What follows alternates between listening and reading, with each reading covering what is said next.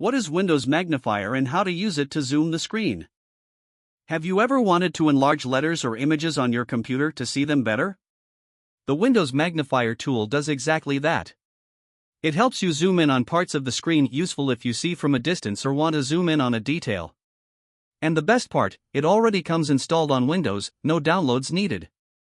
What the magnifier is for. The magnifier helps make everything on the screen bigger: text, icons, photos, windows. This makes reading more comfortable, ideal for those with weak vision.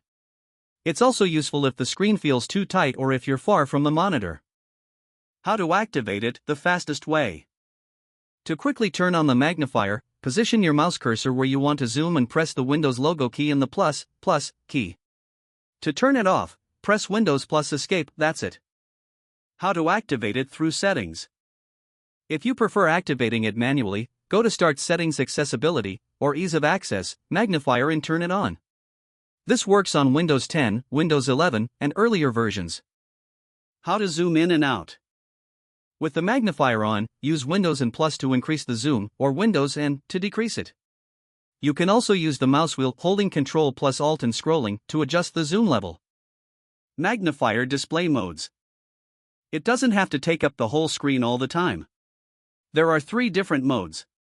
Full screen, everything on the screen is enlarged. Lens, an enlarged window that follows the mouse pointer. Docked, part of the screen stays enlarged in a fixed area, like a strip at the top, while the rest remains normal. Switch between modes with Ctrl plus Alt plus M. Moving around the screen when zoomed. When zoomed in, you can move the focus point using the arrow keys, pressing Ctrl plus Alt plus / to navigate the zoomed screen without moving the mouse.